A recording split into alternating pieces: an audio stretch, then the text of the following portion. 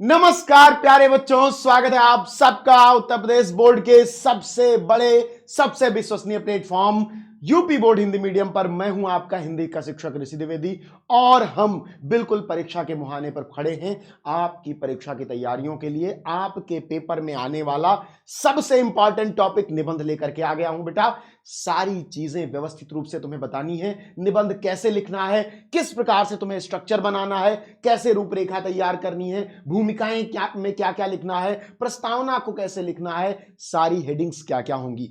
क्योंकि ये पूरा जो तुम्हारा एक टॉपिक है बेटा, ये ठीक ठीक 9 नंबर का है। यहीं से तुम्हारे पेपर का 9-10%, 100 नंबर के पेपर में अगर 9 नंबर एक क्वेश्चन से आ रहा है तो बेटा ये 9% हुआ। पूरा 9% एक ही टॉपिक से आ रहा है, इसलिए बहुत इंपॉर्टेंट हो जा रहा है। तो चलो इस बात को समझ लेते हैं बहुत बेहतरीन तरीके से। सभी लोग ये चीज समझेंगे और बहुत प्यार से समझेंगे कि आखिर में हमें इस टॉपिक में करना क्या है। कोई भी चीज आपके लिए कठिन नहीं रहेगी, कोई भी चीज आपके लिए परेशानी नहीं क्रिएट करेगी। आज के बाद निबंध में सभी लोग सेशन को शेयर कर देंगे, ठीक है? सभी लोग सेशन को शेयर कर देंगे, सेशन को लाइक कर लेंगे। और अगर निबंधों से संबंधित कोई आपके प्रश्न रह जाते हैं तो उसको आप कमेंट सेक्शन में मुझे बता देंगे, ध्यान रखना है, ठीक है? तो सबसे पहले हम महत्वपूर्ण निबंध की बात कर रहे हैं बेटा। मैं तुम्हें ऐसे निबंध दे रहा हूं जो तुम्हारे 7 के 7 सेट में तुम्हें मिलेंगे, ठीक है? सबसे इंपॉर्टेंट टॉपिक है नई शिक्षा नीति, क्योंकि अभी हाल ही में नई शिक्षा नीति लागू हुई और उस पर चर्चा हो रही है।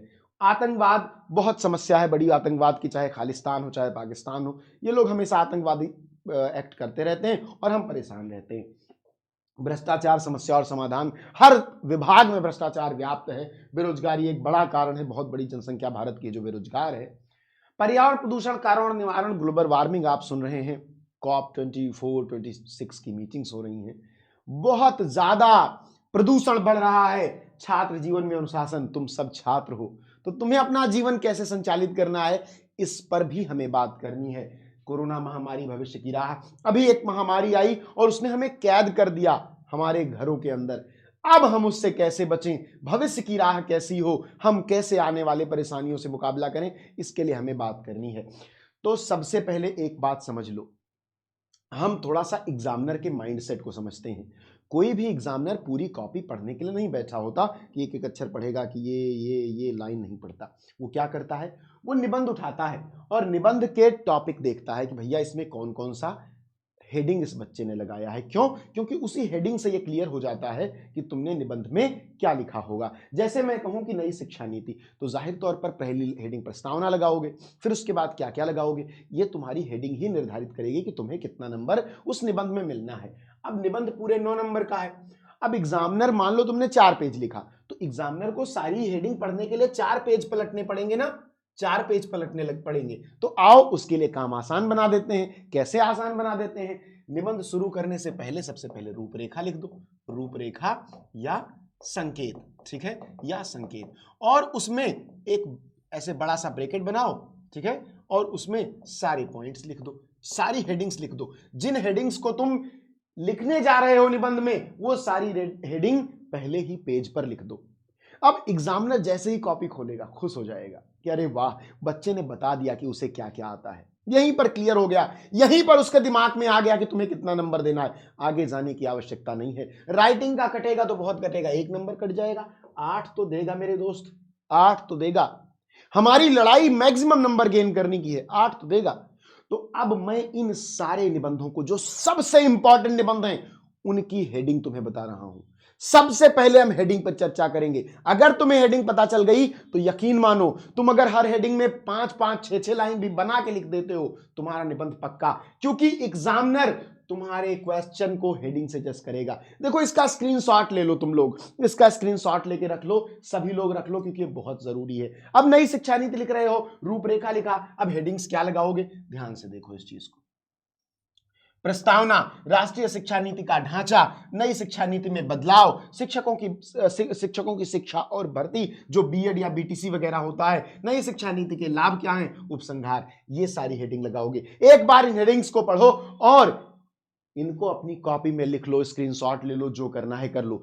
अब जैसे ही एग्जामिनर ने देखा कि इस बच्चे ने ये हेडिंग लगाई है, उसके दिमाग में ये आइडिया आ जाएगा कि ये जानता है। क्यों जानता है? क्योंकि भैया हेडिंग लिख, अगर तुम किसी काम को करने से पहले उस काम के बारे में बता दे रहे हो किसी को, तो जाहिर तौर पर तुम उस काम को सबसे अच्छा समझते हो। तो ये एक मनोविज्ञान है कि टीचर को लगेगा अरे वाह क्या बात है, इस लड़के को सारी हेडिंग आती है, और वो तुरंत तुम्हें पूरा नंबर दे देगा।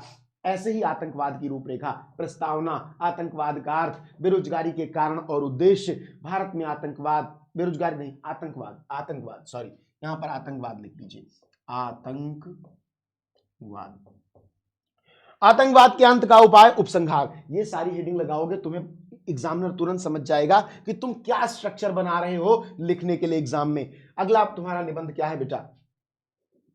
अगला निबंध तुम्हारा है भ्रष्टाचार, समस्या और समाधान। इसका भी स्क्रीनशॉट, सभी बच्चे इसका स्क्रीनशॉट लेंगे, और मेरे प्यारे बच्चे तुम लोग इस क्लास को देखने के बाद अपने सभी दोस्तों के साथ इसे शेयर करोगे। यही तुम्हारी गुरुदक्षिणा है मेरे लिए, डिजिटल गुरुदक्षिणा इसे मैं कहता हूं। तो ये तुम्हारी गुरुदक्षिणा है, बाकी तुम्हें तो ये सारी चीजें मिल जाएंगी। ठीक है, अब इन टॉपिक्स को लिख लो एक बार। अब देखो, मान लो तुमने हेडिंग डाली भ्रष्टाचार और समस्या और समाधान। अब जैसे एग्जामिनर ने देखा भ्रष्टाचार, समस्या और समाधान, अरे वाह क्या बहुत महत्वपूर्ण टॉपिक उठाया, अच्छा हेडिंग भी लिखी है इसने। क्या हेडिंग लिखी है? प्रस्तावना, भ्रष्टाचार का अर्थ, कारण, प्रकार, दुष्प्रभाव रोकने के उपाय। अरे इतना ही तो होता है, इसका मतलब ये सब जानता है। तो जब हम किसी के बारे में पहले से अच्छा सोच रहे होते हैं ना, तो वो मिलकर के भी हमें अच्छा लगता है। तो जब वो निबंध तुम्हारा बाद में देखेगा तब भी उसे अच्छा लगेगा।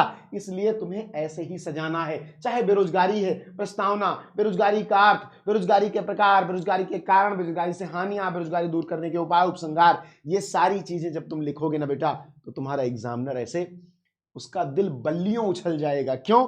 अब देखो मैं तुम्हें बताता हूं, एग्जामिनर एक कॉपी चेक करने के लिए कम समय लेता है, क्योंकि एक तय कॉपियां मिलती हैं उसको, उसके कुछ पैसे मिलते हैं, वो चाहता है ज्यादा से ज्यादा कॉपी चेक हो जाए, इसलिए वो ज्यादा समय नहीं दे पाता। तुम्हें क्या करना है, तुम्हें इतना सरल बना देना है अपनी कॉपी को कि हर पॉइंट पर उसे पता हो कि कितने नंबर देना है। तुम डिसाइड करो कि तुम्हें कितना नंबर दे। वो क्यों डिसाइड करे? तुम्हारी कॉपी है ये, तो तुम ही डिसाइड करोगे ना। तो बस तुम डिसाइड करो इस बात को। अगला क्या है? पर्यावरण प्रदूषण रूपरेखा, प्रस्तावना, प्रदूषण का अर्थ, प्रदूषण के प्रकार, कारण, रोकथाम के उपाय, उपसंहार। स्क्रीनशॉट लो, सभी लोग जल्दी से स्क्रीनशॉट ले लो इसका। विद्यार्थी जीवन में अनुशासन, रूपरेखा, प्रस्तावना, अनुशासन से तात्पर्य विद्यालय में अनुशासनहीनता के कारण, अनुशासनहीनता के निराकरण का उपाय, उपसंहार। ठीक है, ये सारी चीजें हो गई, ये सारी चीजें हो गई। इनको तुम बहुत इत्मीनान से समझो। ठीक है, इनका स्क्रीनशॉट लो सबसे पहले इनका स्क्रीनशॉट लो। अब मान लो मैं एक मोटा मोटी एक सामान्य स्तर का एक मनोविज्ञान लेके चलता हूं कि हर एक हेडिंग में तुम 6 से 7 लाइन लिख रहे हो या 5 से 6 लाइन लिख रहे हो। ठीक है, मैं सबसे कम वाले लेता हूं 5 से 6, तो 6 मान लेता हूं, 1 2 3 4 5 6। ठीक है, 6 लाइन तुम एक में लिख रहे हो, ये तुम्हारा 6 है। 6 गुणे 6 कितना हो गया? 36। कितने शब्द हो गए? एक लाइन में 7 शब्द माने जाते हैं। 36 का 7 से गुणा कर दो। ठीक है, तुम्हारे इतने शब्द हो गए। कोशिश करना कि एक हेडिंग में तुम कम से कम 7 से 8 लाइन लिखो। ठीक है, और ये निबंध सारे तुम्हारे पूरे हो जाएंगे। सारी हेडिंग तुम्हारे सामने है बेटा। मैं एक बात बिल्कुल दावे से कह सकता हूं, केवल हेडिंग का नंबर तुम्हें मिलने जा रहा है। अंदर क्या लिखा है एग्जामिनर को वाकई में बहुत मतलब नहीं है। बस कुछ पॉइंट्स जो तुम अंडरलाइन करोगे उनको वो देखेगा। तो बहुत ध्यान से इस चीज को तुम्हें देख लेना है।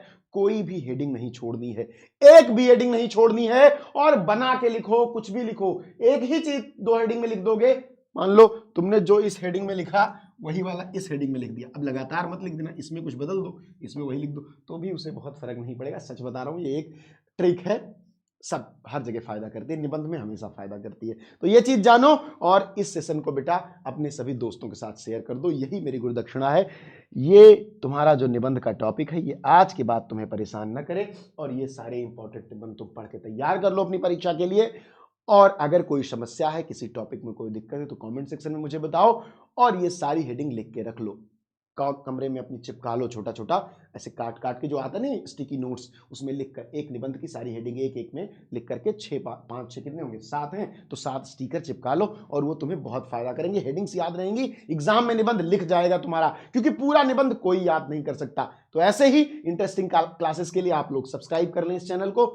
मिलते हैं नेक्स्ट वीडियो में। सेशन को सभी छात्रों के साथ, सभी पढ़ने वाले छात्रों के साथ शेयर कर दीजिए। सबको निबंध लिखने में परेशानी होती है, और सबके साथ ये एक्सपेरिमेंट हमें करना है। मिलते हैं नेक्स्ट वीडियो में। आप सभी कमेंट करके बताएं कि आपको कैसी लगी ये वीडियो। बहुत बहुत धन्यवाद।